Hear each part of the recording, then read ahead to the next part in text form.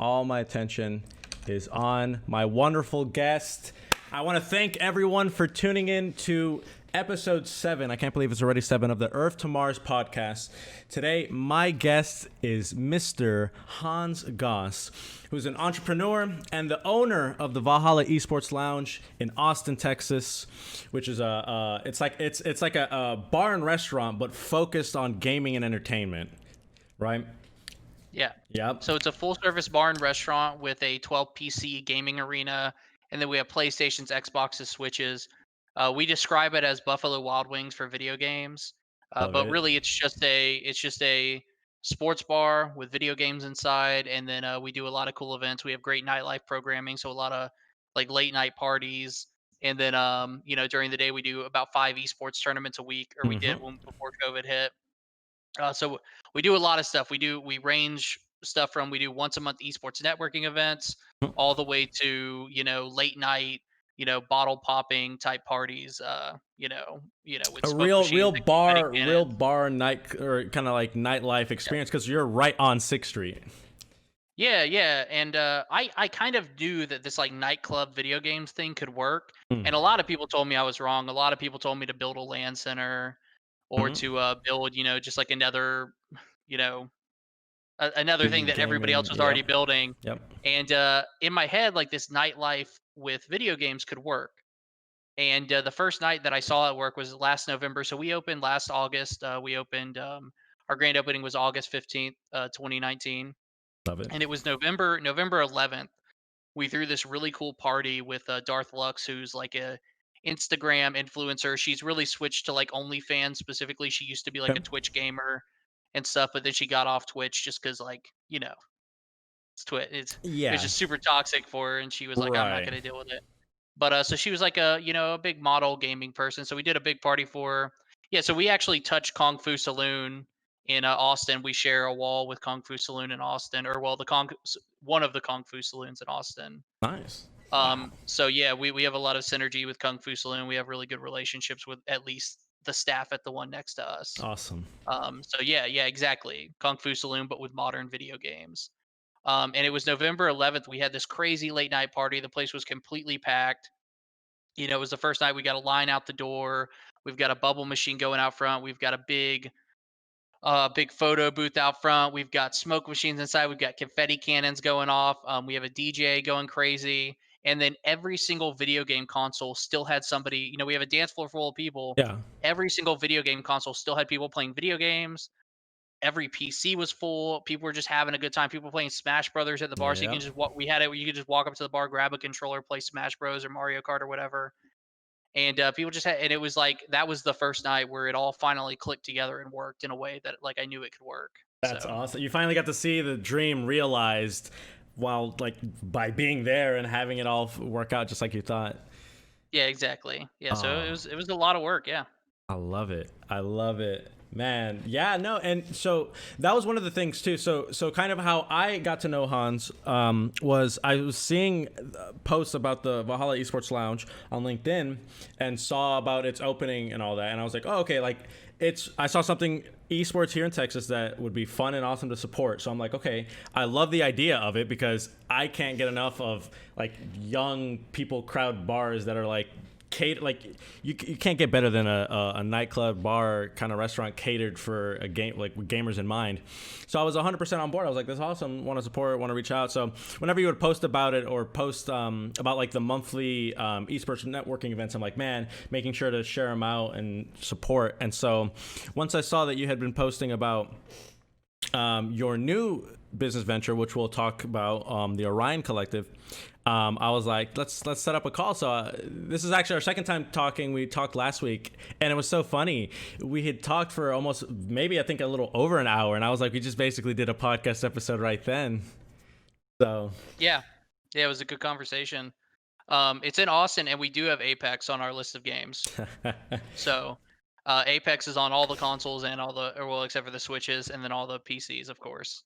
love it. So yeah, Apex is a popular one. We actually, sadly, we missed out. Warzone would have been super popular, but of course, COVID hit right before Warzone came out. Mm. But So Call of everyone's Duty really was at home. another, even before, even before Warzone came out, Call of Duty was a really popular game. We held tournaments in Call of Duty at least once a week. Jeez. We did a lot of gunfight tournaments, and then we had done I think one full on like 5v5 tournament. Wow. So that's another cool thing about the model that you use, or that you have, is that it's like during the day, it's still like you're still serving food restaurant during the day, right? Yeah, so I mean basically the principle that we took when we were building out like our programming for Mm-hmm. what we're doing at different points of the day is you need to give people a reason to come out for different types of experiences. Mm. So during the day, we focus a lot more on we're showing traditional sports and esports, right? Okay. So we have a lot of like parents coming after work. We'll have a dad. We have like a few regulars who are like a dad who comes in, sits at the bar, watches football, and his kid instantly runs to the back and plays video games. Love it. So we are 18 and up, but if you're under the age of 18, you can come in with an adult before 10 p.m. And then at 10 p.m. we become strictly 21 and up. Gotcha.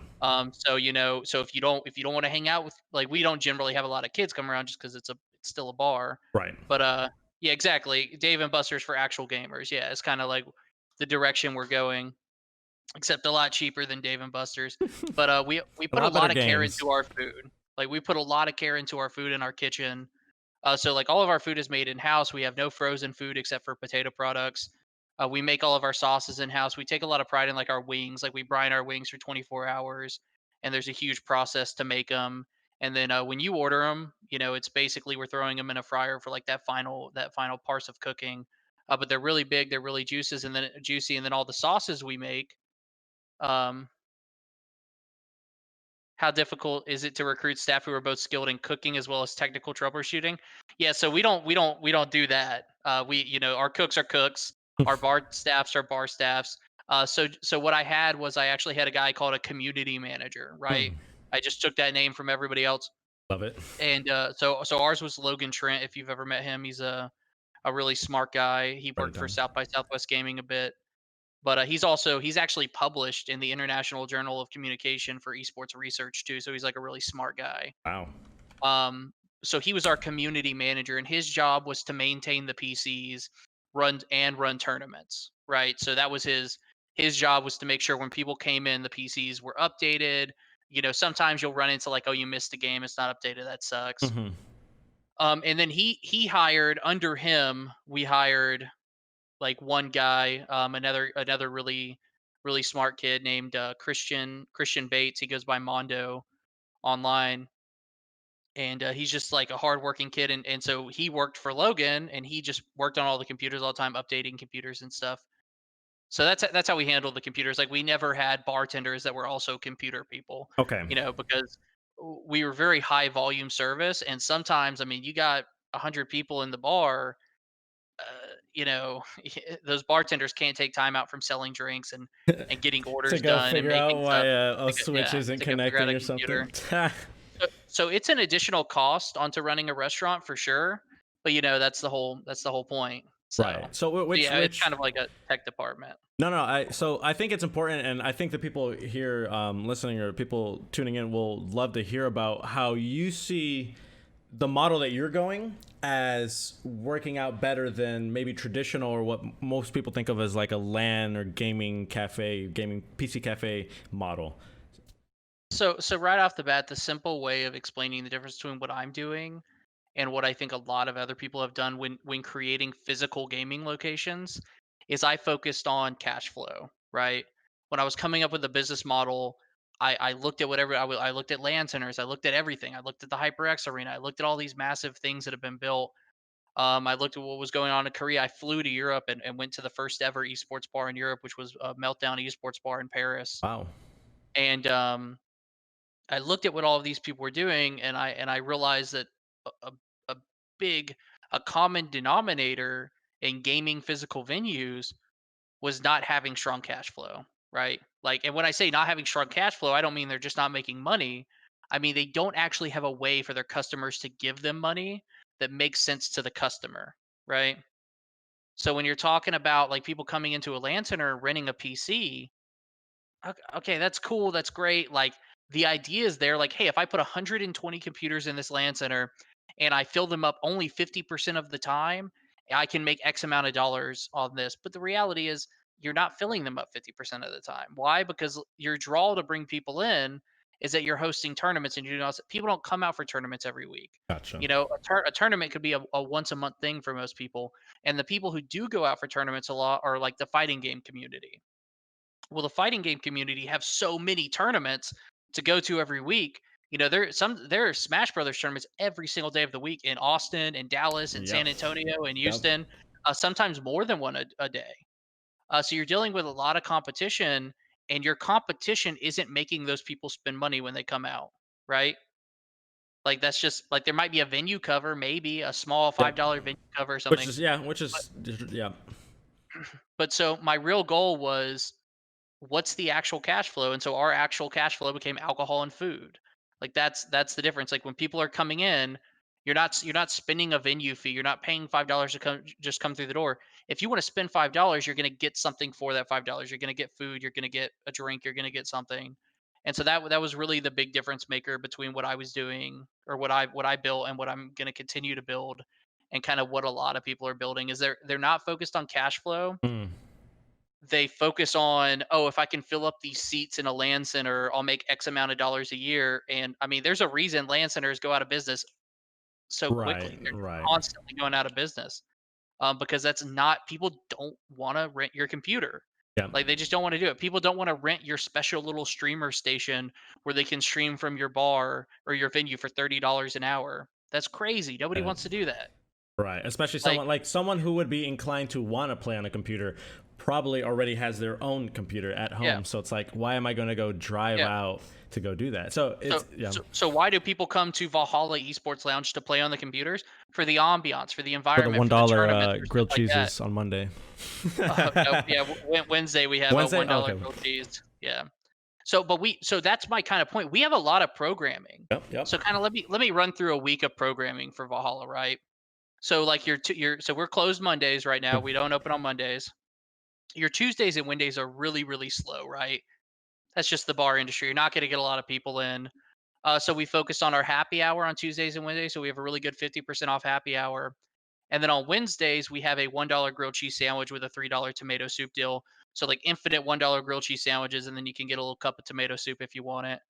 But it's a good $1 grilled cheese sandwich. It's on Texas toast. It's made well. We had some people come in and go like, "Oh, you should make it like this gourmet grilled cheese sandwich truck," and I'm like, "It's $1. Like, let's calm down." But but like for $1, it's very very high quality stuff. Um, and that's like a big hit, and that's like something to bring people in. We do a lot of watch parties for esports events, so throughout the week we'll do watch parties and stuff. Wednesdays and Tuesdays generally not a lot of esports tournaments happening, Sure. but Right. there are a few. Now this is where it gets kind of tricky with the venue we have right now. Is when we start going into the weekends. Thursday night is our ladies' night, so it's just like ladies get a percentage off drinks. So that's our big focus on Thursday. So Thursdays when we really start focusing on that nightlife aspect a little bit more. Okay. We still do tournaments on Thursday. So early in the day we'll do a tournament, and all of our tournaments end by that like 9:30 mark, Okay. because we got to get ready The for 21 the plus. like we get any people that are under the age of 21 playing in that tournament. We need them out of there before that 10 p.m. mark. We've only had once where a tournament ran over, and it was an Overwatch 6v6 tournament back in Mm. December, and it just lasted. I think it lasted till midnight. Like it just never ended. Jeez. Um, it was just so long, like super long. But people, it got to the point later in the night when like one person is controlling when the game starts, Hmm. and they were just like super drunk sitting there, and we're like, "Hey, start the game," and I'll turn around to go do a bunch of stuff in the bar for 5 minutes, and I'll come back and the game's not started. I'm like, "Oh my They're god." not TOing. They're just like not even. They're in their own little world. Yeah. Oh man. No. Oh, so we can talk about live music and stuff in a few seconds too. I'll Yeah. finish up talking about the programming real quick. But so those late night parties, that Thursday, Friday, Saturday, Mhm. that 10 p.m. to 2 a.m., when I'm making all of that money off of like, some people get irritated. I've had it before. You can go check out the reviews to kind of see feedback. I think on Google we're at like a 4.6 with like 80 something Very reviews. high. Yeah. And you'll see the very few complaints we have regard sound for an esports event. So right now with the bar that we built in Austin, it's just one big room. Hmm. so I can only have one sound going on in that room. You know what I'm saying? There's no, In the yeah. future, in the future, I've realized you've got to have a second room, at least one second room, possibly two, where if you're going to have loud music and stuff, you can take people that want to watch an esports event and put them in a room where they can actually hear the sound of their game. Like that's sound is much more important to gamers Yeah. than it is to traditional people watching traditional sports. Like you never get a complaint from somebody if the sound of a basketball game isn't I awesome. can't hear the announcer. Um, but one of the first complaints I ever got was actually it was the Dota 2 International last year, and it didn't even start till it was in China, so it didn't even start in the U.S. till like 11:30 at night, Yeah. and it ended at like 6 a.m. Well, I can't even stay open till 6 a.m. And this guy came in at midnight. We have like 40 people on the dance floor dancing and stuff, and he got infuriated that we wouldn't turn off the sound to play the Dota 2 International sounds. And to him, we're an esports bar. He should be our number one priority. Gotcha. But the reality that people, esports fans especially, are going to have to start wrapping their heads around when it comes to these new type of sports bars that are coming out is the all the esports stuff I'm doing is something I'm trying to do for the community to give them something to do. Hmm. That Thursday, Friday, Saturday, late night time, that's the only time of the week I'm making my money. You know what I'm saying? Right. Like that's when I'm making all of the money to support this esports business model. And so that's when I was saying cash flow. When I was Hmm. specifying that cash flow, like I have a very specific way where I make all of my money, and then I'm able to give back to the gaming community throughout the week with tournaments and watch parties and all that stuff. Right. And we even do some cool late night gaming events. I mean, plenty of gamers come out for our late night events too, and you can see that in our reviews. But basically, like I think that's the big thing that differentiates what we're doing versus what a lot of people have The done is just traditional kind having of. where is your cash flow actually coming from, and it cannot be renting out computers. Right. So that was the thing that struck me when we were first talking about it, is that like that concept of making sure that it's a solid business first. And so it's really cool and interesting hearing you talk about it and describe your business, because it's like you're a restaurant and bar, and then you're this like esports kind of, obviously they're both like, it's a integral part of Valhalla as a whole, but you make sure, okay, we're a restaurant and bar to stay afloat, and because of that I can do all these wonderful things for the community and have all these special like events. Because I mean you've said like, you, if someone comes up to you and says, hey, on such and such day, can we work out a time if I could run my tournament for you, like in your there at Valhalla, and you've been more than accommodating for that, right? Yeah, we have people talk to us all the time about running tournaments, and my policy is we never charge anybody to use our space to run a tournament, especially like a local TO or something. Hmm. We're also not going to pay a local TO to come out and run a tournament at our bar. That's another thing. We've had TOs reach out to us that are running tournaments out of their house once a week, getting two viewers on Twitch, and like just come to me and say, hey, you have to pay me like $850 to run a tournament at your bar, and I'm like, okay, well, no, bye. Insane. And that's a big thing. A lot of people that want to work with our first networking event ever, I gave a little talk about you need to understand the other person's business model and what you bring to them before Hmm. you try to create a partnership in not just esports but any sport. Talking about the live music thing, yeah, live music is absolutely something we've considered. Our space isn't built for live music in Austin, but in the future, like the Austin venue is really a minimum viable product for Like me, a if you think pilot about it. almost. Exactly. Like I just wanted to see if it would work. And now I've seen it would work, and now I know what I want to build in the future. And it's much bigger and much better than what we have in Austin. So Yeah, no, yeah, no, and so that's something I guess we can kind of transition into talking is, so now obviously, as we know, Corona has been really hard for a lot of restaurants and bars with all the mandates, especially here in Texas, at least, in regards of occupancy, and then if you're for different bars and breweries, I know have been hit kind of hard with TABC like regulations that's going on. So how is Valhalla the lounge faring throughout all of this, and what's your plan through now? Like how's the course that you're charting looking? oh, I mean, COVID of course hurt everything. Only built in Austin because of South by Southwest. We opened in August of 2019, which is notoriously August through January for bars in Austin are the worst time of the year to be open. Gotcha. You don't make any money. Most bars go negative. The thing that makes Austin so special for bars is spring and South by Southwest. Spring to summer of bars in Austin make tons of money. They make so much money for the year that they don't care about the bad months of the year. Very often during the 3 weeks of South by Southwest, most bars in Austin make all of their money for the year, like all of their revenue or all of their Dang. profit rather. And most people can pay all of their rent for the year just from those 3 weeks and everything. So like it's a really and rent in Austin is not cheap. Like that's a lot of money. So losing South by Southwest this year, like it's not just COVID shutting us down and we lose that cash flow. It's all the money we put into getting ready for South by Southwest and stuff. So yeah, well, I mean, we took a massive hit, hundreds of thousands of dollars at Mhm. least. And then it's been about what are we going on?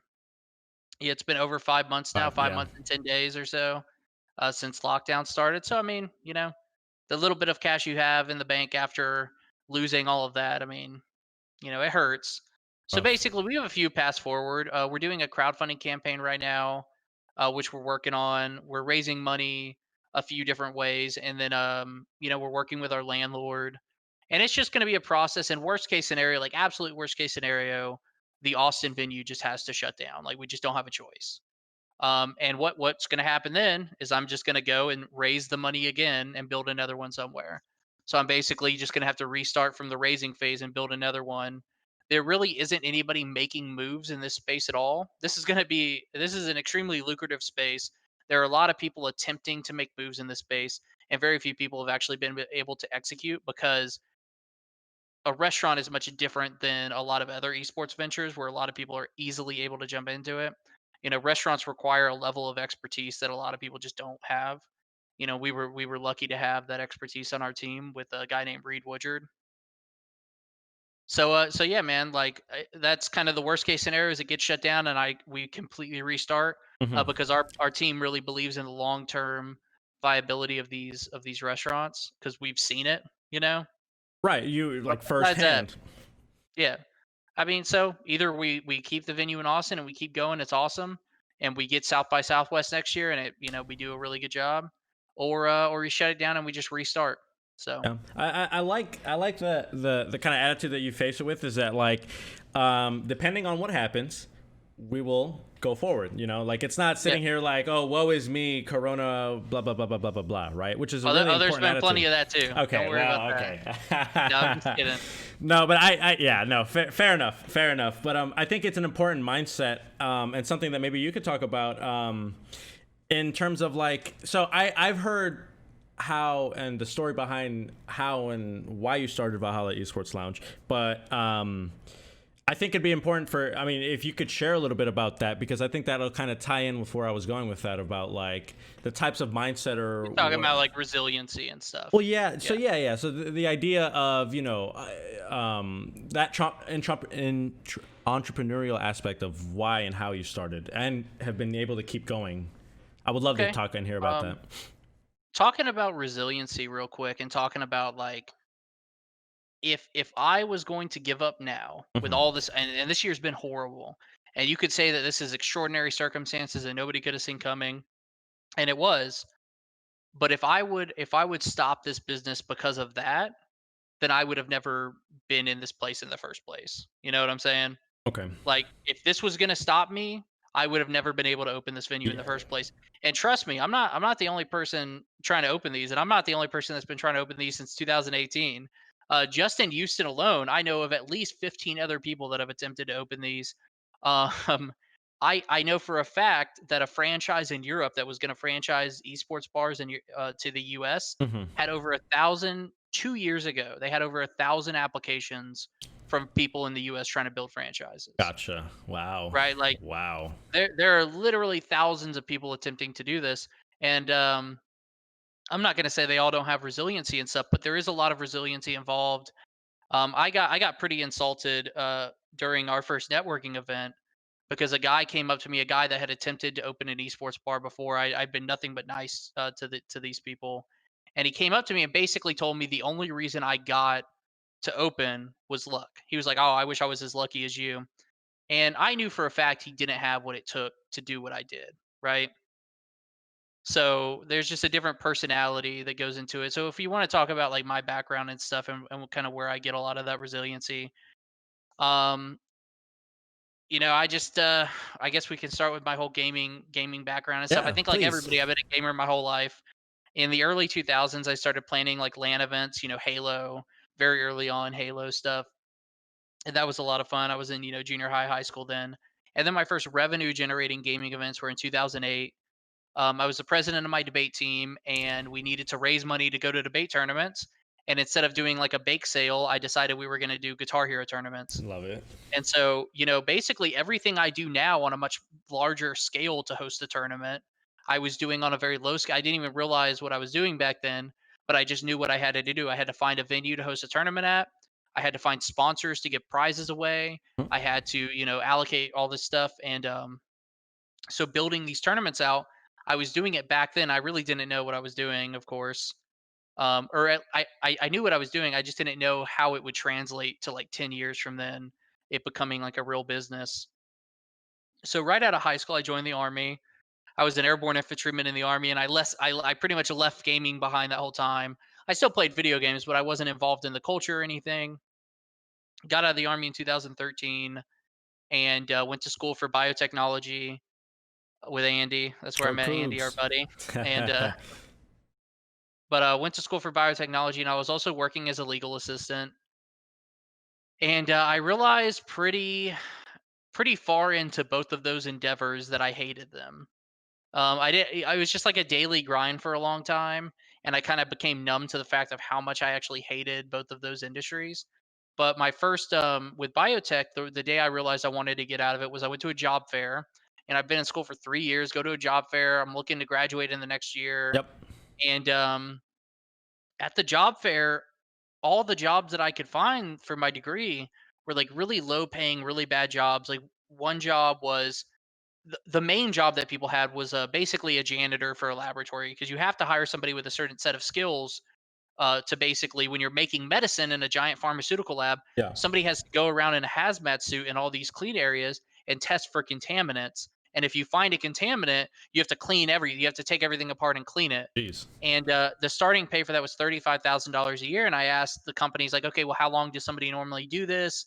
When is there a different job? And they were like, oh, like 4 years and stuff. And I was just like, I've always been the type of person that wants to like make people happy and bring value to communities and stuff and build something. And I was Mhm. just like, that's not it.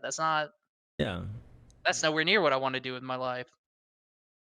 And then for the legal stuff, I was planning on like going to law school and stuff. And I got a phone call one day. We had just won this massive case for this guy. We're talking life changing amounts of money. This guy had been poor for years, and we won him millions of dollars. And he'd been fighting this case for like 15, 20 years before we came on. We won it in like 5 or 6 or something.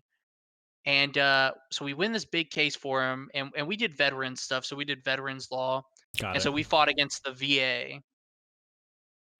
So basically, we won this big case for him and got him to 100% disability with the VA, which is just like it was like 20 years of back pay, like just a ridiculous amount of Oh, money. wow. Um, so he calls the next day and starts yelling at me because his when you become an 100% disabled veteran, your children get school for free forever at any public school in the US. Mhm.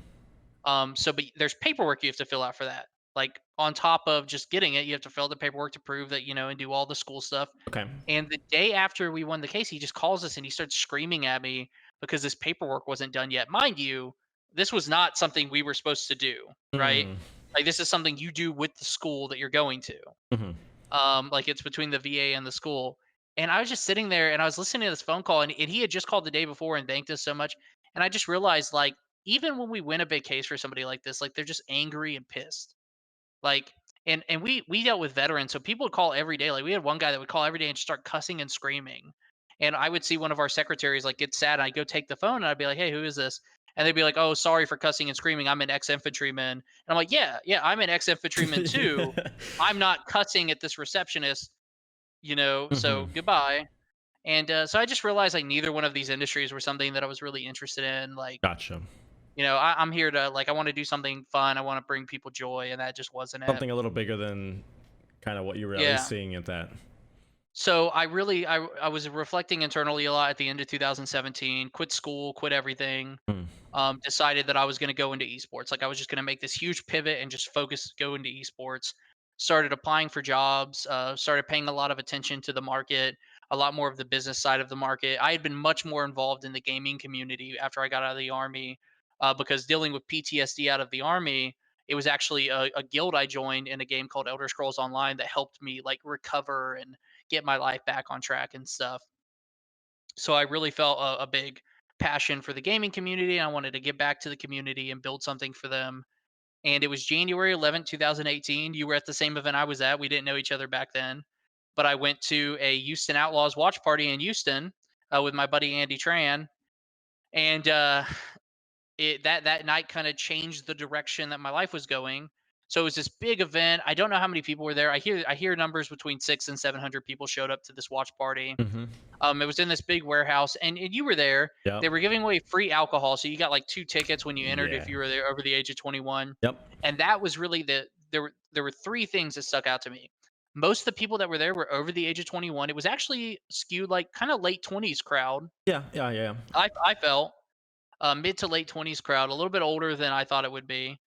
Uh, Almost everyone there was drinking, and the third thing was how people were talking to each other. Mm. When we were watching this event, people were critiquing the Houston Outlaws, going, "Oh, they should have played Reinhardt. They should have done this. They should have flanked this way. They should have gone here."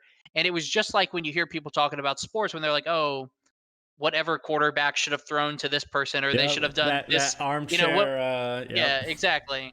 Like I don't know enough about sports to actually make a good analogy there, but it was that same feeling, and I realized that night that there was a demand for these physical places to watch esports, and I wasn't sure what it was. I didn't think esports bar right away, Mm-hmm. but I just started developing the business model that night. Things started clicking. You're like, wait a So minute. yeah, Yeah. That's yeah. so you know, I started that January 2018. Pretty much that night, I started drawing up the business plan. I got my first investor October 1st, 2018. So it took about 9 months, Mm. because it was you know, about 10, I guess 10 months or whatever. But I got my first investor October 2018, and then we opened the first venue August 2019. Oh wow. So, and that almost 2 years there was a Right. very Right under difficult 2 years. time. Yeah, yeah, a very difficult time, but very fulfilling. Taught me a lot. I learned a lot about just how to be an entrepreneur, how to raise money, how to uh I guess the resiliency thing comes in here. It took a lot of resiliency. The first 3 to 6 months, every day, I was like, dude, you're so stupid. You've got to stop this. Like I was going to networking events every night of the week. Any networking event I could find, I would go to. Sometimes I would go to two a day. And I was just so tired all the time. But I would go to networking events, and then I would go home, and I with a big old stack of business cards. Like I always walked away with just the biggest stack of business cards. I email every single person that I got a business card from. Um, and I would just tell them like, "Hey, I'm open." I would walk up to people at networking event and be like, "Hey, I'm opening an esports bar," and people would be like, "What is an esports bar?" And I would just start saying what I thought I was gonna build. Hey, I'm gonna build it's like a Buffalo Wild Wings but with video games. Mm-hmm. And a lot of people just, of course, you get blown off a lot. People are like, "Oh, that's cool. Send me an email." You never hear back from them again. But I did that for about 6 months with little to no traction. People would be interested, and I got a lot of meetings and stuff, but no potential investors. I didn't understand anything about how to raise money or who to talk to or how to structure it. Um, so it was about 6 months in, and I thought about quitting. I'm not kidding, like every single day. And I just kept saying no, just just keep doing it for another week, keep doing it for another 2 months.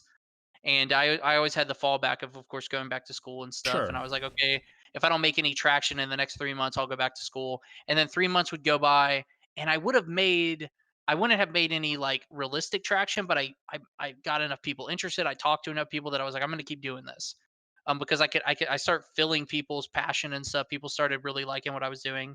About 6 months later, I got an email from a guy I met at my very first networking event Oh wow. who was like, "Hey, I have an attorney who's interested in talking to you about your idea." Yeah, like literally the dude I emailed after my very first networking event. And so I go to this meeting with this attorney with him, and this was also at Andy's family's restaurant. If you haven't been there, it's really good. I think Hey Kong yeah. Harbor Seafood. I We'll used to drop take a all my link. business meetings there. I used to take all my business meetings there. If you're in Houston, that food is amazing. It's really good. So I took him there, and the attorney I was meeting with hated everything I had to say. Like I showed up with like a Wow. big old packet, like my pitch deck and all Yeah. these projections and all this stuff, and it was stuff that I had been developing over this 6 months of getting no Yeah. investors or anything. And the attorney that hated my idea, who was actually the attorney I was meeting, happened to bring with her, just randomly because they were hanging out before doing some business work, a different attorney. Hmm. And that different attorney was very impressed by how I had all the paperwork ready to go and I had this packet.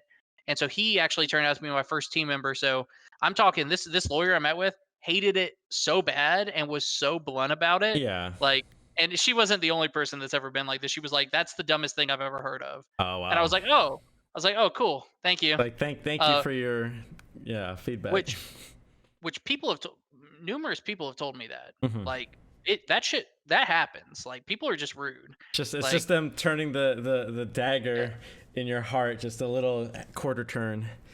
yeah. So, but she hated it. The other attorney was like, "Yo, this was a ridiculous meeting. Don't listen to her. Email me. Let's set up a different meeting." But had I not spent those 6 months getting ready and working Yep. hard and pushing, when that opportunity finally came up to meet that lawyer, I wouldn't have been ready and I would have failed. I You would had have looked practiced bad. it 100 times, like 100 plus times Exactly. of yeah.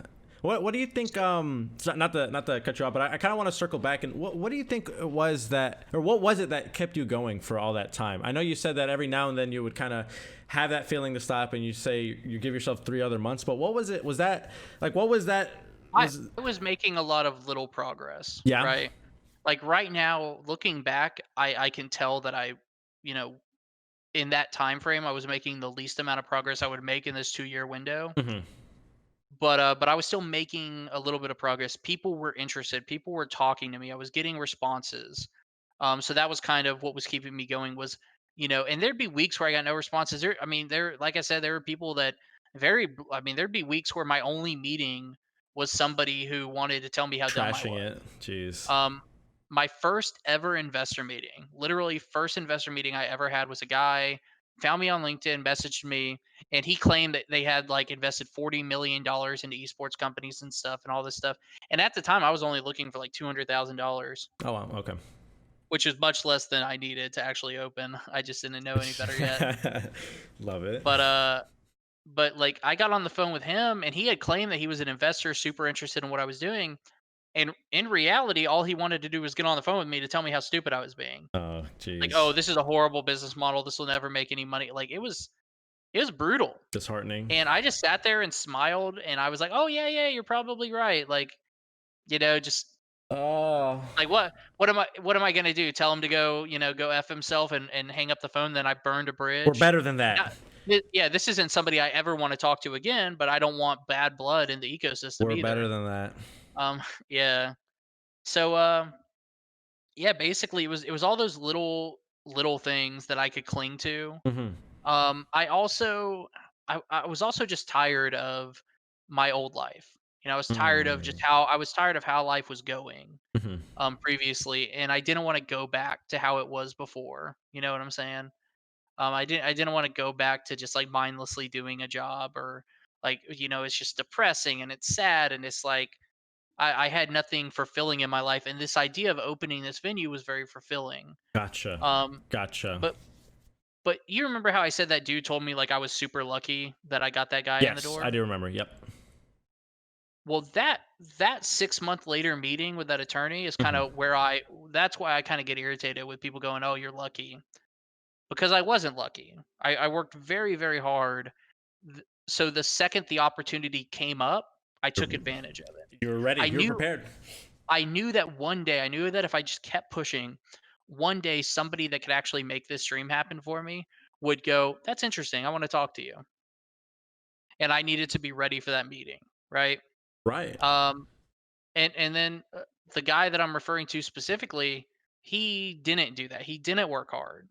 he didn't put a lot of time into coming up with a business model, So that was kind of the big difference is it's not luck. Like when people say luck is like 95% work or whatever the saying is. Sure. Like it really is. Like that's how I feel for sure. Yeah, no, I mean, it's literally like you said. Like, if it weren't for all those months that you spent going to these networking opportunities, refining your pitch, refining how you present, refining like getting a slide deck ready, figuring out what a slide deck or a pitch deck even is, Yeah. like. If it weren't for all that the effort that you put in, you might not have been in a position to actually be able to sell someone and get someone really involved, like hooked on your idea. So Yeah, exactly. I love it. That's a great story. And then, so you said that from that very first Outlaws event, in about under 2 years, you ended up getting the funding for it, or you've like opened up. After 2 years, we actually opened the doors. So Wow. I came up with the idea that January 11th, 2018, and we opened the doors August 7th was like our soft opening. Mm-hmm. August 7th, 2019. So, Wow. That's awesome. That's awesome, man. Yeah. long and now our goal is to build these all over the country. So now the goal is to build more of them, make them better, expand, start franchising. So that's kind of like the big picture for Valhalla, and then of course I've got Orion Collective that we just started up. Yeah, I think it's important for people to realize or to take note of how there was so much interest for people starting up their own kind of like esports or, kind of gaming concept or idea, right? But I think your idea of turning into like a franchise / like a turnkey solution for people wanting to do it. And then it was really smart when you were explaining it the first time around, where you were saying how when we had first talked about it, where you were saying, look, you give all these people the materials that they would need to open up their own franchise, right? To get it up and running, so that they, like, you have a pool of people that want to do it. And then once you figure out all the standard protocol and everything which you've already at least gotten to see or do with the Austin location, and then just applying it, standardizing it, and opening up those franchises. I think that really called me out. I was like, man, that just sounds like really great idea. Yeah, and so a lot of cool things about that we can think about in growth in the future. To franchise is going to be a big process. Just to make a franchise packet Hmm. is like a minimum like $500,000 commitment, and then it can go way up from there. So it's a big process, and then of course there are a lot of people interested in building these. But at the end of the day, the things that matter are: do you have the money to do it, and do you have the passion? And the big thing is the passion. Like a lot of gamers out there want to build physical venues, but they don't have any sort of expertise in hospitality, Hmm. right? So being able to come in and give them the tools they need to succeed on the hospitality side of what we're doing, there are a lot of you.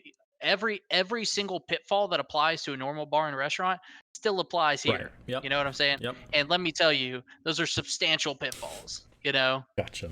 There's a lot of really simple things people can do in the hospitality market that nobody is going to come out to you. It doesn't matter if you're special for gamers. And then alternatively, there's a lot of stuff in the gaming market that if you do, gamers aren't going to care about your brand or come out to your brand. Hmm. It's very easy to ostracize yourself from gamers, which is perfectly summed up in that BK ad that went out, last week or whatever. Yep. So what Hans is referring to is that there was a tweet, a very popular tweet, which we'll include in the description, of, I guess, an ad agency had ran an ad on behalf of Burger King, where they would go to Twitch streamers' streams, they would donate $5, and then in the text to speech. So when you donate, well, yeah, They would donate. They would donate the absolute minimum amount to trigger text to speech, yeah. which went down to $3 for some people. Oh, Yeah. okay. It's just kind of like, had it been $5 across the board, it would have been a little bit different than, hey, we're absolute minimum text to speech. It still wouldn't have been okay. Yeah. It still wouldn't have been okay. But I think focusing on how they actually were very specific with the minimum, it's just like It's that extra scumminess. Yeah, they would I guess donate the minimum amount to trigger text to speech. So they would donate, it would show up as an alert on their stream that's saying, oh, so and so donated $3, and then it would have some text that the person had written out, and then read it out to the people watching the stream. And so the problem was, well, one of the problems was that they would basically just use this feature, pay the lowest amount possible, and then advertise like a menu item from that Burger King was offering. Yeah. They'd be like, hey, for this $3, you can go get 10 chicken nuggets from Burger King. And it's like, oh, that's not okay. Yeah. And so a lot of people, so I saw the tweet, and a lot of people were very, very, very, very mad in the comments and in the retweets for it. I think this is a perfect time for us to talk about that LinkedIn gaming expert people. You had, of course, on Twitter, you saw absolute across the board gamers hated this ad campaign. It was disgusting. Yeah. It took advantage of gamers. It distorted the point of having text to speech, which was supposed to be a fun way for fans to engage with their favorite content creator. Oh. And it turned it into an ad. And of course, other gamers have done this in the past. Sure. Other gamers have advertised their channels on other streamers' channels using this feature. It's considered super scummy when they do it, much less when a corporation does it. And does the bare minimum. Yeah. Had they gone in and dropped, okay.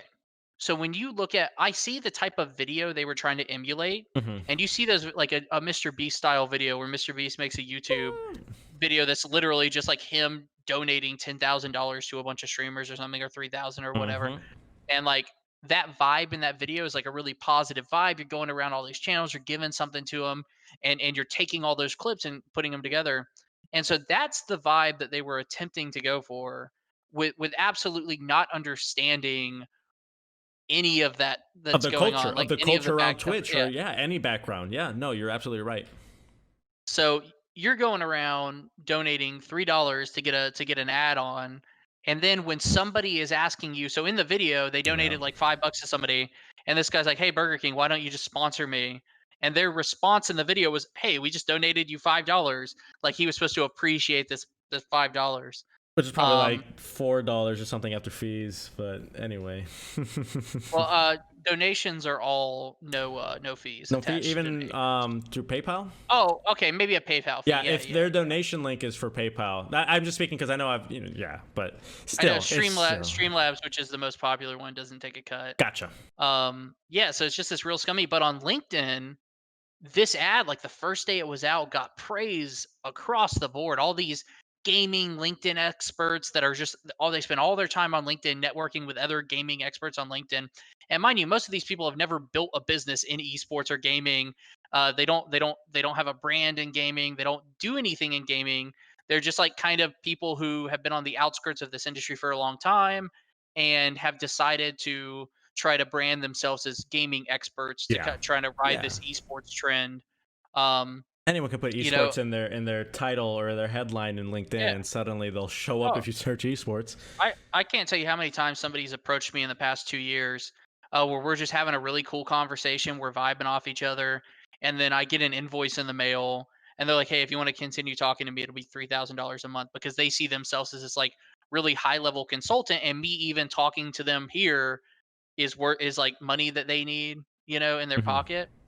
And well, the truth of the matter was I was more experienced than not a single person sent me a request for like a monthly fee for consulting that had more experience than me. And I was like, this is crazy. Like, and people are paying these people because they don't know any better. Yeah, could you I think you had one, well, I guess a couple stories that you had mentioned to me that was like, that really stood out to how potentially predatory it could be for people taking advantage of people in this space, in the esports industry at least. It hurts the whole industry when these people come in and they're sucking up money from being this esports expert who just has a couple thousand followers on LinkedIn, and they're making, like maybe a weekly little broadcast, or they're going live sometimes talking about, they're basically all they're doing is reposting what Slasher is posting on his Twitter, right? Which to be fair, a lot of people do that well. Look at esports news on YouTube. There's a channel, I think it's called Esports News. I watch them all the time, and that's all they do is just repost the top stories, except the way that they say it, and that's fine. That's a fine thing to do it. That's customer facing though, right? So they're building that for customers. What these LinkedIn experts are doing is they're building their brands for businesses. They're trying to get business experts to Kind of follow like them, B2B, right? or kind of, well, yeah. Yeah, it's much more B2B. And what you're having people hire these experts, or people invest in these esports companies that really don't have a lot of potential, and those investors are losing their money very quickly. They're not receiving any return on investment, and it's sucking up all of the money in the esports space. And when that investor gets burned 2 or 3 times in esports, they're out. They're done. They're not they don't want to hear esports anymore. To them, esports is a buzzword. It's a trigger word. There's no Yep. money involved in it. And this has hurt quite a few deals I've worked in the past. And I'm not talking about small companies. I'm talking about massive entertainment companies. I'm not under any NDAs, but I'm still not going to throw a bunch of name out. Sure, sure. We're talking about Dave and Buster style venues, like that level of venue, that have pulled out of Recognizable esports logos. completely. Yeah, Yeah. pulled out of esports completely because of 3 or 4 bad events. You know, there was a company in Dallas, a big entertainment company, that threw a big esports event. Hmm. 3,000 people showed up. It was a Dallas Fuel watch party, and their internet crashed. And because of how poorly that event went, which could have been fixed with a little bit of planning and somebody that knew what they were doing on the Yeah. tech side of things, it could have gone amazing. Internet crash. They couldn't show the stream. They couldn't take food orders. They couldn't do anything. They're officially out of esports. They're not interested in it at all. And all it took was, Wow. and that is a a company worth hundreds of millions of dollars, completely, and it's an entertainment company, not interested in esports at all because of one bad event. And that's all it takes. So when all these people are building all this negative equity in the space, Hmm. they're hurting anybody else that's trying to maneuver in the space. So, on the other hand, the people that are succeeding and doing really well, like the 100 Thieves, Hmm. the FaZe clans, those companies are building positive equity in the space.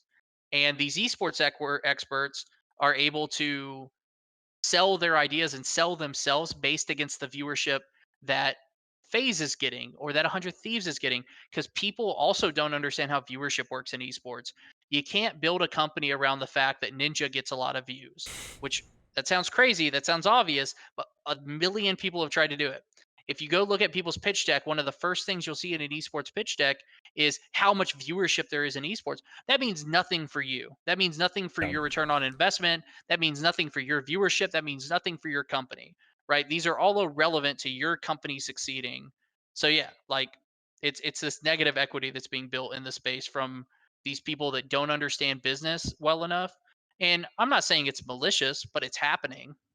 Gotcha. So you're saying, to sum it up, kind of, is that basically, if bigger brands are trying to come into the esports space, and if they have these negative experiences with people who are either inexperienced or kind of maybe not as prepared, then these bigger brand names will look at that, and they probably don't even have that much money to even go. Esports is probably something that they're not mainly focused on. They were just thinking about putting money towards, Yeah. so they already have less buy-in, let's say, and then these negative events Yep. happen, or these negative, like these bad actors kind of in the industry, just take whatever interest that might have been in there, and then kind of ruining it for that company. And who knows, I mean, who knows how many years it'll take for that like faith to come back into the industry. Like, they'll probably have to, we'll probably see waves of, as more and more brands, hopefully start having better experiences. It'll probably be in like waves of like, okay, this is something legitimate. Now we can start allocating budget towards it. Yeah. So it's a bubble. Mm. It's just like the .com bubble. I don't think it'll be as volatile as the .com bubble, because, like, a lot of companies that are doing, like, the companies that come out of this right now, the next 2 or 3 years of what's happening in the space, are going to be really successful. 2 or 3 years from now, the investments in esports, and 2 or 3 years ago, this is true for 2 or 3 years ago to now too, investors are becoming much more sophisticated very quickly in the space, Mm. right? So less money is being spent on companies that are wasting that equity and that social equity in esports that I was talking about. Hmm. But 2 or 3 years from now, they're going to be even more savvy and even more savvy and even more savvy. And you can see how savvy investors are getting just by looking at Bitcraft. Bitcraft just raised 164 million for a VC firm. So instead of investing in individual companies. Now Mhm. you can just invest in Bitcraft, and they're going to invest in the individual companies for you because they understand esports and they're going to find the right companies. So like Gotcha. that's a like the Bitcraft Like a news today is a mutual. It's great. like a mutual fund. I actually didn't hear about this. It's Bitcraft. it's it's it's a VC fund, so venture capital Okay, fund. okay, okay, okay. So venture capital funds are pretty much, hey, instead of giving your money to an esports investment, give it to us. We'll invest your money into esports. You can tell all of your investors in your company you're in esports, and we'll make sure your money goes to a company that's actually going to succeed or more Gotcha. likely to succeed It's kind because of like a yeah. It's like a we can vet middleman. companies better. Yeah, I mean Yeah. it's It's a fund. there because they have the expertise to vet companies. So it becomes harder to get funding, but it means the companies that get funded are better, Or like right? yeah, quality. And Yeah. so, I mean, I think this is a perfect time to talk about how your new company, the Orion Collective, is gonna work on solving these issues of outside, maybe non-endemic brands trying to make content or get into the gaming space, right? As I understand, that's what the So Orion Collective is part of what the Orion yeah, Collective is gonna do. yeah, we haven't made any official announcements, no social media, no nothing. So I don't know how much my co-founders want me to talk about what we're Okay. doing, but I'll give it like a really broad overview. Basically, when COVID hit Valhalla, Hmm. instantly I was like, okay, physical venues just got hit real hard. I put the past 2.5 years, or 2 years and a few months into building this place and getting it open, and then COVID Right. hits. I knew that we needed to raise money to help save Valhalla. That's what the We Funders for and all that. But I knew I couldn't, like, investors aren't interested in a physical venue. So I came up with a much bigger business plan called the Orion Collective that focuses on, it's a gaming lifestyle company with a focus on content creation. And what that means is the customer facing side of what we're doing is we're selling clothes, we're making content, we're doing streams, we're having tournaments, that type of stuff. Your standard Phase Clan 100 Thieves type stuff. Okay. That's your customer facing side of what we're doing. The back end of what we're doing and where we actually have a lot of passion is the kind of two folds, helping brands enter the esports space properly. Hmm. So helping brands get into the esports space without ostracizing gamers. And then two is kind of the sponsor tournaments thing, which kind of goes with the helping brands enter esports space, but not always. Okay. So basically, when you look at a lot of ad campaigns that have happened for the past 20 years in gaming, they're real bad, Hmm. real bad. You've seen a lot of companies try to get into gaming advertising and then quit. Some notable examples are like Mountain Dew, Gamer Fuel. For a long time we heard of Gamer Fuel and then it was just gone. No, we are not a consulting firm for esports at all, not even a little bit. So this is much more of a marketing content creation company, much more of a Vayner Media type company, and less of a, hey, we're going to consult you. We're not going to consult you. You come to us. Yeah. So instead of like a consulting company, are these companies that I'm kind of have a negative opinion of, that are just kind of on the outskirts consulting you on how to Consultants. get into esports. And if your company is a major brand that kind of knows what they want to do in esports, and you have the money and you have the team to execute, then maybe a consulting company is all you need. Like, you just need a consulting company to tell you where to put your resources to execute. What we're focusing on is we take a brand, and we actually already have a few brands that we do stuff for under other other Yeah. brands. My co-founders have their own brands that they already do this stuff for sponsors under. So basically, we'll do from idea to execution. We're doing everything. We're handling, you know, everything. Hmm. Our business model, we have all of our business models sorted out. We have our internal workflow sorted out, and basically, we take your company. We come up with ways that you can enter the esports space organically. Yep. We figure out which one works best for you, and then we execute on it. Gotcha. Sometimes, like with Chipotle did the Warzone Chipotle Warzone series earlier this year. And that was like a really big success that advertised to gamers. But most importantly, it gave something to gamers. It created a prize pool. It created content. It gave them something to watch. It gave them something to compete for, A whole right? Like that. experience. And, and that's key. Giving something to gamers when you're coming into this market. You have to create some sort of value. So another company that successfully advertised, say, I'm going to use beer companies real quick. Let's look at Budweiser and Miller Lite and Sure. how both of them have tried to advertise to gamers. what did Budweiser do to advertise to gamers? They sponsored the Overwatch League, Hmm. and then they instantly rebranded themselves and filed a patent for the The official beer of I esports. saw that. Ugh. Yeah. So they filed this patent for the official beer of esports, and across the realm of gamers, you had everybody go, "Nah, Says who? Yeah. Like says who? yeah, Yeah. yeah, who, like, nah." Like Absolutely not. you can file a patent for that all day, but that doesn't mean anything. No gamers think you're the official beer of esports. Um, but then alternatively, look at Miller Lite's current, or it might be current. Last time I saw it was a few weeks ago, but they did a campaign on Twitch where they went to moderators of Twitch channels Oh, and yep. they gifted subs and they rated and they promoted moderators of Twitch channels. And the goal was to give back to the gaming community, specifically moderators who work so hard to make Twitch work for everybody. Because Yep. without moderators, large Twitch channels just don't function. Like Yep. you just need them.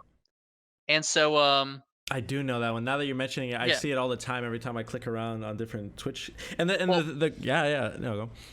as gamers, we respect content creators. Yeah, yeah. You know what I'm saying? Like content creators are become icons. They become role models. They become, and that's what Burger King didn't understand. We'll get to Burger King real quick. Uh, so basically, Miller Lite was doing something for moderators, Yeah. and we love moderators as fans of Twitch. Right. You know, we value moderators. I'm a moderator on a few channels too. Yeah. Oh, And yeah. so, and it's a lot of free work for people for nothing, just because you like them and you want to be a part of their community. But so That's such an giving back to those authentic moderators, campaign. yeah, Yeah. exactly. Like it created positive social equity in the gaming community. You were giving something to us. It was something we valued. So then you look at we can talk about BK. So what did BK do? They came in, they threw $3 to $5 at gamers. They said, "Hey, here's your money. Now clap or jump like a dolphin or whatever, Yep. roll Yep. over, Yep. like Dance play your monkey. game, like, oh, do your reaction so we can take your reaction and put it in a video. We paid you $3, you owe us a good Bare reaction." minimum. And so like instantly you're treating somebody that gamers respect and you're treating them like a circus animal. Yep. You're treating them like, here's the thing. Gaming, I think we all know as gamers that gaming for years in the US has been looked down on Hmm. by the general public, right? This is why the European esports businesses are more developed than ours, because 12 years ago, gaming wasn't considered something for children in Europe. It was just considered a normal pastime that people have. And now in the US, we're getting there. It's to the point now where most people in the US play video games a few hours a week, and it's seen as, yeah, I'm surprised they let it slip too. They didn't understand what was happening. I don't think. I don't blame BK. I blame the ad agency, for sure. But the negative social equity is going to BK. But yeah. So you had You were saying in Europe, it's a lot more developed yeah, it's because more they're developed.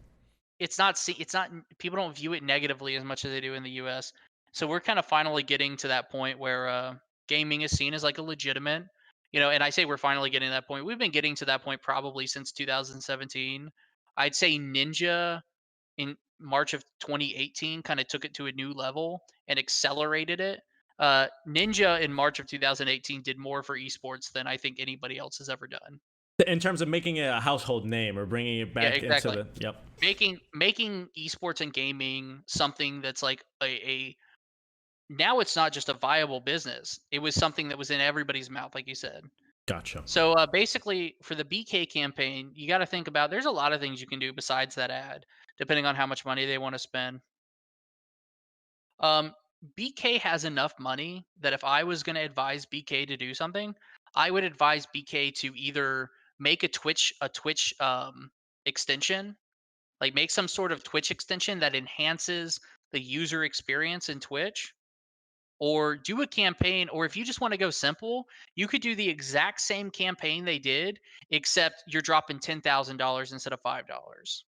You know what I'm saying? Yeah. Like if you want to make a Substantial Mr. money. Beast style reaction video, you need to be dropping Mr. Beast style money. But there's a lot of laws involved there, like with the FTC and all that stuff. So you can't just go into a random Twitch channel and drop $10,000. You can't go into a random Twitch channel and drop $3. You can't do that. That's actually, so BK's campaign actually broke federal trade regulations.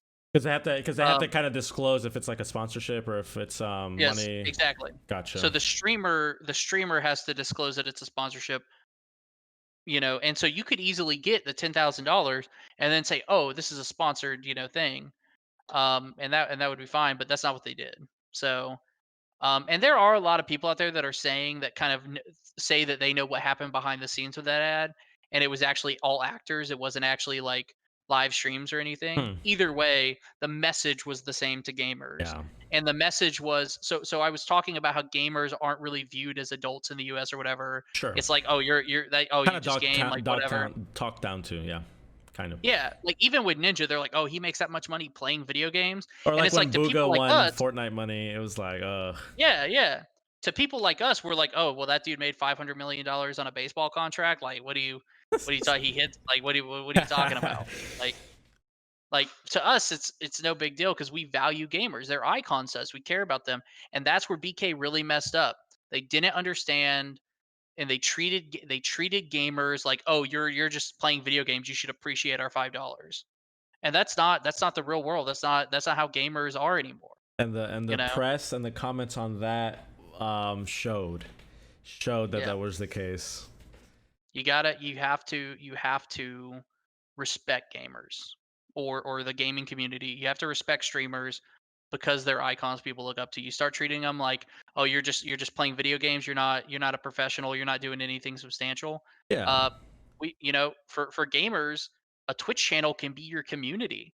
It can be the place you go every day to engage with these people Yes. that you love to hang out with. Especially now that You we're know? all like not even able to be out or in public, Yeah. like I'm sure a lot of people's Discords or Twitch channels have increased, or at least I know viewership I think on Twitch has been up since Corona, just because more people are at home and have time to kind of engage with these different communities and different streamers. Yeah. Yeah. Yeah, Twitch viewership's gone up. I think average viewer per streamer has gone up. So yeah, absolutely. Crazy. So what is Hans playing these days? Any games catch your I'm fancy? playing I'm playing Warzone. I Hmm. just picked up Remnant. What's it called? Remnant Remnant, Ashes. the free one on the Epic Store, I think it was, or was free for Yeah. like a little bit. Yeah, so I got it for free, and then I always get the free games on Epic and then never download them. But one of my buddies about 2 nights ago told me that I should play with them on like a hardcore playthrough, which is like one of those playthroughs where if you die, your character's done. Oh, permadeath, But all it's that. Oh. have you played it? You Mm-mm. know what I'm talking about? It's basically Dark Souls with guns. Okay. So instead of using swords and magic and shit, you're using guns. Oh. But it's the same kind of map layout, the same kind of boss fights. Very difficult boss Lots of fights that can rolling. like kill you real quick. Lots of rolling. Yeah, I haven't learned to roll enough. I actually didn't play any of the Dark Souls games, but I tried, so and I'd rather not tell people how it went. well, the reason that I never played them was because I played Demon Souls, which was like the first original. Mm. I played Demon Souls like on the PS3 or something, and I bought it like at the same time that I picked up Borderlands 2. And I remember I bought or Borderlands 1, Mm. and everyone hated Borderlands 1 for some reason. I could never find people to play it with me. But and now everybody played it. But I got Demon Souls, and you could like leave notes for people, like in your blood or something. And so I walked past this area, and a note on the wall was like, "Oh, turn right here." And so I turned right, instantly died. Right, and and Classic. all the notes and comments just led me to death, and I kept dying like every 2 seconds because it was just stuff everywhere. And I was just like, you know what, Trolling I'm you. done. I'm done. And I booted up Borderlands, and that kind of took up. I started playing a ton of Borderlands. So I'm playing Trolling. Remnant. Just started playing Risk of Rain 2 a little bit. A lot of Warzone. So I play Warzone. If anybody wants to jump on Warzone, I'm always happy to jump on. Oh. And then the past 2 days I've been playing the New Zone or the New World preview. So kind of Mm. my gaming background is actually from the first game I played like a ton of was Elder Scrolls Online. Mhm. As far as like a competitive game, I did in-game rating in that, so I very much like PvE content. I love what Destiny is doing with their PvE content over the past 2 years. Where like, hey, if you beat this raid in the first week, you can buy a special jacket, and that was actually something really cool at Valhalla. We would have people come out in their like special Destiny jacket Oh or their special wow. piece of gaming gear, Yeah. and they were super pumped to bring it out, show it to people and stuff, because no other bar they ever went to would anybody care. But you come into our bar and you start talking about a Destiny 2 jacket, everybody's like, "Oh shit, that's the coolest thing ever. Oh, and by Love the way, it. let's go play Destiny 2 back on these PCs real quick and get drunk." That was another thing that people appreciated, was it was like a place where they could go and A talk about, safe haven for nerds and yeah. gamers alike. And even if you were talking to somebody that knew nothing about video games, you were in a place where that was acceptable. Whereas if you did that same thing in the bar next door, somebody would be like, "Oh, get away from me." Yeah. Yeah. Yeah, it is an Oh awesome man. feeling, yeah. It's like Nerd Mecca on 6th Street. Oh my god. I can't imagine. So like how would like a night, like a regular like Friday, Saturday night go with someone who just like stumbles into your bar for the first time? They're just like, "Oh my god, video games." And So so if you're talking about somebody who has no idea what we're doing, yeah. we have like a doorman outside and stuff. We've got a lot of flashy lights, a lot of LEDs, and a ton of TVs. And so late night Friday, Saturday, all of our TVs are generally on music videos. If there's like a big esports tournament going on, we'll have a few TVs on like an esports tournament or something. But generally speaking, late night Friday, Saturday, nothing really going on. So they're all on music videos. We've got loud music going. There might be a DJ going. And so they walk into the bar, and the first thing you see in the bar are all the TVs, and you might miss that there are a bunch of consoles across one wall. You Okay. might not see that. So generally speaking, people walk up the right-hand side of the bar, Okay. and there's a corner you cross. And when you cross that corner, you see all the PCs for the first time. And in the PC lounge, there's a few giant like 70-inch TVs and a few 60-inch TVs, and then there's a giant LED wall. So it's this Wow. giant wall Wow. of like honeycombs, and it changes colors. Like it's just Oh, it's constantly like changing colors. nano leafs or the or it's just Um, like LEDs. no, we build it ourselves, so it's not like we bought something Oh, from gotcha, gotcha, somebody. gotcha. Yeah, we literally built it all, so it wasn't like something that somebody else has. Sure, gotcha. Um, Wow. or well, paid a construction worker to build it, Sure, but sure, that's not sure. the point. Um, so then you see those 12 PCs, which is actually 8 PCs right now. We redesigned part of it where it's 8 PCs on one side, and then a couch with with a bunch of lounge chairs with a big TV and a switch. So that's like a switch lounge we created. And when we created that, it was only open for a few weeks before we got shut down, but it was literally never empty. Like people loved that place, and anytime The one group bean would leave, bagging. another group would swoop in. Wow. And people love that little lounge with that switch, and then we have another switch behind the bar where you can just sit at the bar and play. And so the But cool thing, I think we touched on this, but like people are going in, and it's not like it costs money for them to play on any of the consoles or anything. no, yeah, just real quick, I want to go back to Sure, sure, sure. where you see the reaction from Oh people. yeah, yeah, okay, yeah. It's when they cross that corner into that lounge is when you see people go, "What the fuck?" Like PCs people and go, yeah. "Oh shit!" Everybody pulls out their phones, takes pictures, and that's the second you know if you have a fan forever or if the person's not interested in what you're doing. Sometimes people see it and they go, "Oh shit," and they walk out. Hmm. But the vast majority of the time, you have people go, "This is amazing. This is the coolest thing I've ever seen. I love Oh, this." the Um, explosion, yeah. yeah. So like watching that little area where people walk around that corner for the first time is kind of like whenever I'm bored and wanna feel good, I'll go do that. People watch. Man, but that must feel so satisfying though, because you're just like seeing these people just like mouth wide open, like eyes like Oh, crazy, it's just awesome, like man. wow. Yeah. That It's must be it's an so amazing fulfilling. feeling. Yeah, man, that's awesome. That's so Yeah. awesome. It's such a great feeling. It's what inspires me to want to build more of these. Like obviously everything's going horribly with COVID. Like there's literally no upside to what we're doing. Like it's all just horrible. Like we've spent all our money. We don't, we might lose our venue in Austin. Like we're working hard to make sure that doesn't happen. But what keeps me going is those reactions, knowing like I need to bring this experience to people all over the country so everyone can experience the same excitement that I'm feeling right now. And yes, we plan on franchising. Yes. Yep, yep. We were actually planning on going into franchising in 2021, but we also planned on having our second venue open. Our Houston venue was supposed to open September 2020, Hmm. which is coming up pretty soon. It will not be opening September 2020. It'll probably be opening sometime mid to late 2021. Yep.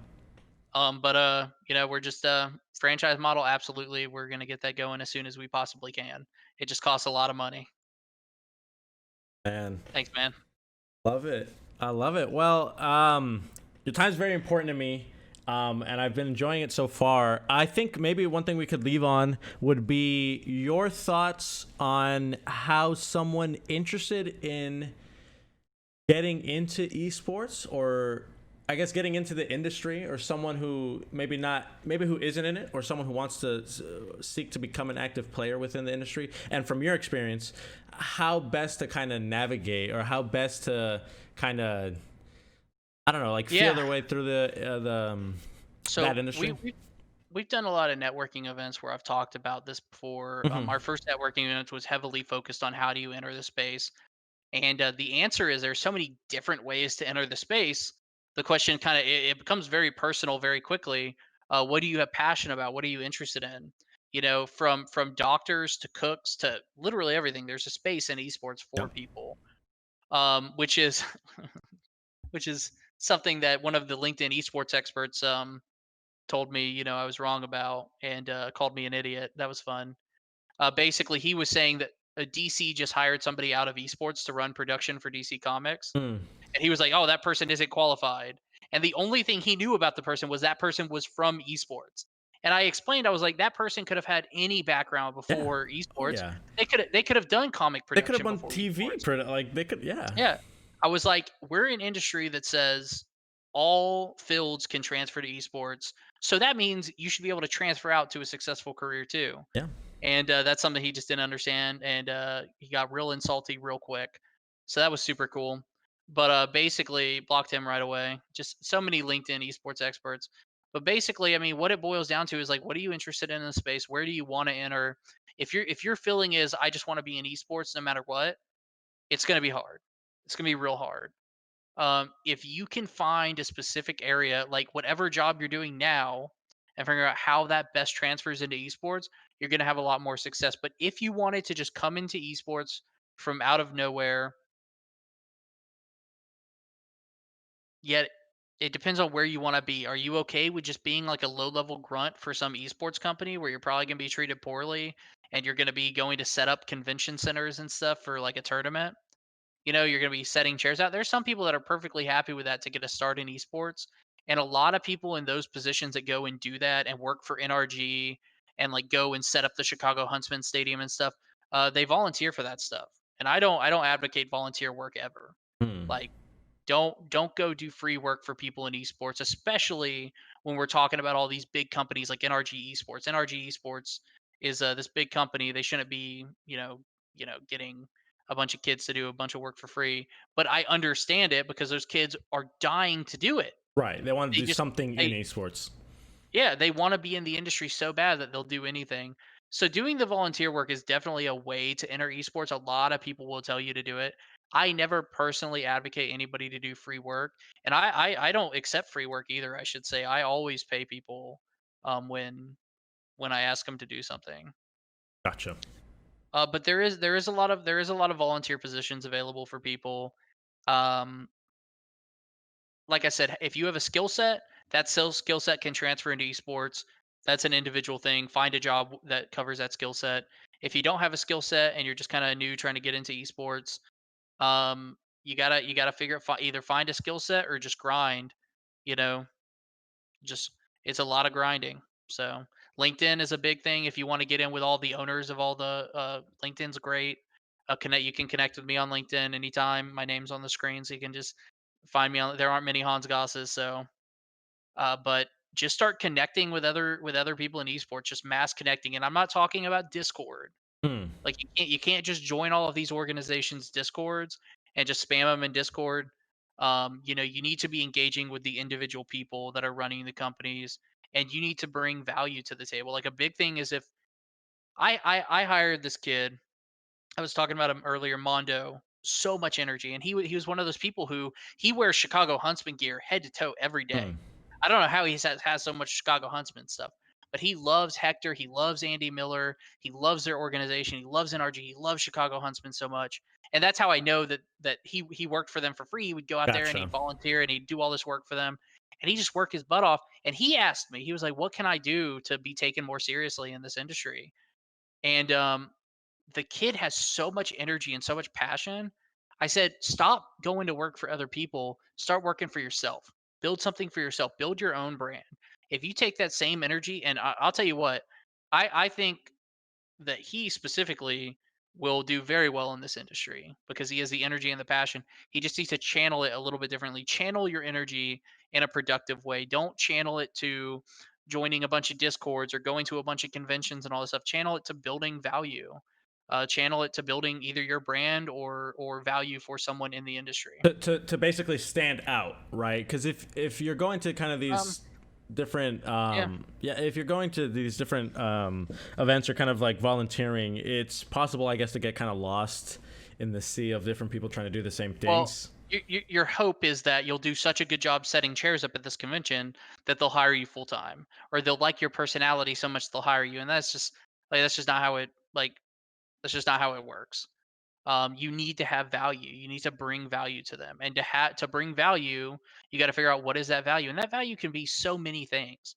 It can be a personality. It can be energy. It can be that you have X amount of followers on Twitter. It can be that you have a podcast going on every week. Whatever it is, like just like right here, this is creating value in the space. You're creating something for gamers in the space. Like, so that's all I'm saying is create some sort of value regardless of what it is. And then understand your value and appreciate your value and don't sell yourself short. Gotcha. Yeah. Gotcha. I love it. I think that's great advice for But people listening, and I'll the, definitely, yeah. the real answer is much more complicated, but like I Oh, said, it's very individually based. So if somebody that sees this actually wants advice on how to enter esports, very specifically, always feel free to reach out to me on LinkedIn, or my email is hans@valhallalounge.com, or hans at orioncollective.gg, and then my personal email is hansg4n6@gmail.com. So people always feel free to reach out to me and ask for like personal, like if I knew what somebody's skill set was and I knew the person themselves, I could give much better advice. gotcha. At the end of the day, it's just like finding a job in indie industry, though. Right. And that's something that I think people need to, I think would be important for people to recognize, is that like if you have a valuable skill set that's not related to esports, basically how you've mentioned, you should be able to translate, or you should work on trying to figure out how to translate it to esports. Because, so for example, Yeah. my degree was in computer information systems, right? So a lot of kind of like database stuff and a lot of like making software, like integrations with softwares and all that.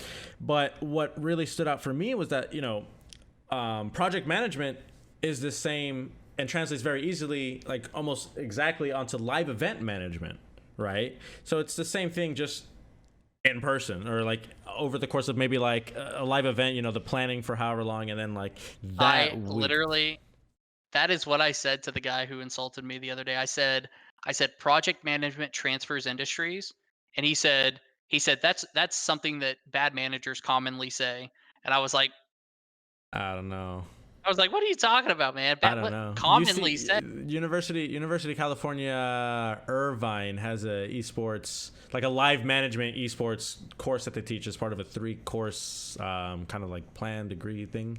But yeah, no, I mean that's kind of silly because it's like it's literally 1-to-1 project management with live events management. But that's one Yeah. example of something that I did that's not necessarily, it's not esports at all, can transfer into and be a valuable skill set if people for Yeah. people. Yeah.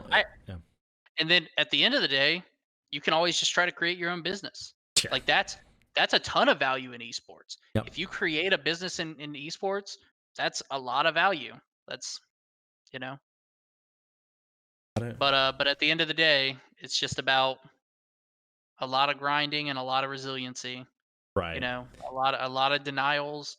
That few month period at the end of 2017 where I said I was looking for a job in esports, I got quite a few interviews, and that's it. You know, I made a very unique resume Hmm. that actually used my gaming, like my video game persona like my branding from my Twitch channel. Nice. So I made a specific resume with like all these cool features on it, and people loved it, like especially in the esports industry. So I got a ton of interviews. I actually had an interview with Battlefy, the CEO of Battlefy, and it was like I got the email, and it was like a week of waiting before the interview after I got the email. Yeah. And I was so excited about the interview, and I get in the interview, and one of the first things he says is, "I don't have a job for you."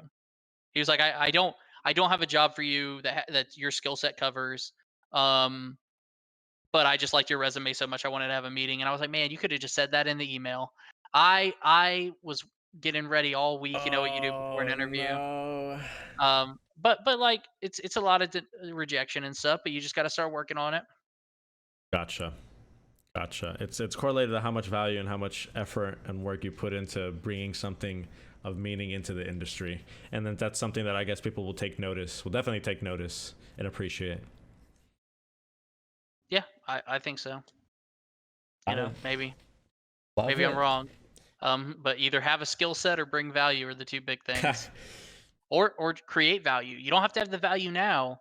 Just start working on it. Start creating it. And it's not hard to create a little bit of value. Yeah, just start is another super important adage. Just start. Cool. Well, I mean, I this has been a great talk. I really do appreciate it. Do you want to shout out all your everything one more time, please, for all the lovely people listening and or watching? Or like my email and stuff. Yeah. How can people reach Mr. Hans Goss? Well, on Twitter, I'm Fugio_we are one. On LinkedIn, it's just Hans Goss. You can find me there. If you want to follow Valhalla Esports Lounge, it's a Valhalla E Lounge on Facebook, Twitter, Instagram. So, those are, and if you want to keep up with what we're doing with the crowdfunding campaign and how we're moving forward and the different ways, like we're just doing a bunch of stuff, that's the place to see me. And then Orion Collective, we haven't started anything. No That's on the point in hush following hush. any of That's on that. the hush hush. Well, we're coming up with our launch plan now, and I'll tell you, we just got a new founder on our team that's a pretty substantial YouTube content creator, and he makes amazing stuff. And we're working on our first few videos now, and these videos are not like anything. This isn't going to be some kid sitting in front of a camera, uh, you know, talking about whatever. To give you a little taste of what we're doing, we're actually making a movie inside the video game Valorant right now. So Oh, there you go. a comedy, but and it's not like players playing the game, it's more like red versus blue style, but we got quite a few things we're doing along those lines. And then we have like some funny the other live content that we've made so far is mock-ups. It's all Mhm. really funny stuff. So just like really Excited. funny He's gamer excited related about videos. it. Ooh. Hey man, I can't we're working on the launch plan right now. I can't wait to start releasing some of the content. Awesome. Well, awesome. Well, Hans, it was a pleasure having you on. I know the first time we talked, you were like, "Oh, I could just keep going forever and ever," and it was just so funny because it was basically Yeah, I like could talk forever. it was basically like a podcast. The very first time we talked, it was a little over an hour, but I really do appreciate you taking the time out to talk. I think it's really important what you bring into esports to your character, like the type of person you are. I mean, it just sounds like you just really want to help people get better and help each other, and you've just had so many bad experiences with people. Just like it's really disheartening for me to hear like how, but you handle it so well, and I think that's testament to like your characters. That like why spend a modicum of time on these negative energy people when you could be just trying to build something and helping people who actually care and actually wanna support. That's another moving on from people that don't care about what you're doing is critical. Hmm. And it's something a lot of people don't do. I've had people on my team that 6 months after we were done with a conversation wanted to circle back. Like, why are we circling back to those people? We could just move forward with these 50 other people we haven't Yep. talked to yet. Yep. So yeah, absolutely. Moving on from people that aren't interested and realizing when it's time to just keep going. So Yeah. Yeah. we actually if you don't mind, I could do something real quick that No, actually talks please, about that. please. Today we actually just had our first rejection from an investor in my new company. Hmm. And so everybody that's on my team in the new company has never dealt with investor rejection before. And I told them, so far we've contacted probably 300-400 investors from my personal email list to a list that this team has actually put together. Wow. And then just today, we were putting together even more people on this list. And that's just, it's a numbers game. You have to do this. It's a numbers game for some. And then there's another type of getting investment where you actually create a real relationship, mostly on LinkedIn with The these long people. And con. get investment. No. Yeah, exactly. Yeah. It's a longer process. And then there's, with VCs and angel funds, just getting your pitch out there. But so today we this conversation with this investor has been going on for a few weeks. They asked for like a ton of material that we didn't have, so we had to spend like late nights. I'm talking 4 or 5 a.m. These guys are in Discord. We're in a Google spreadsheet doing numbers and stuff, and I love it. My Hmm. last team that I worked with start with Valhalla. I started Valhalla by myself. I was doing like I would go to those networking events. I'd come home with that stack of cards, Yep. and somebody at that event would have said, "Oh, where's your pitch deck?" And I would have gone home. I would have told them, "Oh, I'll have it to you tomorrow." And I go home, I Google what's a pitch deck, and then I spend all night making it. And that's just what you have to do. And it forces you when these people ask for new material, especially the super difficult material this guy was asking for. If it's a lot of work and it forces you to challenge a lot of your assumptions and build your business plan a lot. And so we probably spent 5-6 hours each the past week or so, just super, or probably more than that, maybe like closer to 10 or 15. It's been these dudes are doing a lot of work. But so we got this rejection email today after they had done all this work for this investor. And I had been telling them the whole time, like leading up to this, I'm like, listen, we're just not going to get money from this first investor. It's not going to happen. That's just how it works. You don't get the odds of you Yeah. getting money from the first investor are no big deal. That's why we're emailing 400 people. Yep. That's why we're having other conversations with different investors. That's why we're working so Keep hard it going. to talk to people. And you could tell when we got this email, I got a text message right away that just said the word fuck, right? Like it's very disheartening for people, but it's part of that resiliency. Like there's going to be rejection and there's going to be a lot of it, and if you don't learn how to handle that rejection, then there's still plenty of places in esports for you, but maybe the entrepreneur side is a little bit harder. Gotcha. you know I love it. I love it. And that happened literally like that was, you said it was today? that happened today, yeah. So Amazing. the first hard no we got from somebody that they had spent a lot of time working on, and I was used to this from Valhalla. I'd spend months, talking to investors, going to meetings, building stuff out for them, um, just to get a no. Just to And get I did a lot. I did it, experience and yeah, practice. yeah. And the dude sent us some valuable feedback, and we've already started changing our numbers based on the feedback he gave us. So yeah. That's it. It's all Anyway, iterative. No, I love it. No, I really do appreciate it. I love it. It's important for people to hear. It's not all happiness and sunshine. It's sometimes it's rejection, very little of that. low I'm hoping grade maybe depression. so I'm turning 30 next month, so I'm hoping in my 40s and 50s maybe some of that happiness will be there. But I'm cool with another decade of just grinding. Amen. So Amen. Fruitful grinding, I hope upon thee. I love it. Thank you so much again. If anyone wants to play Warzone with him, feel free to reach out. This is going to be the end of the talk for YouTube. I really do appreciate everyone who's tuning in. All the links and everything for Hans's contact, as well as anything that we mentioned in the video, will be in the description. Hans, thank you again so much. bro, man. I appreciate it. Awesome. All right, cut. Boom, cut.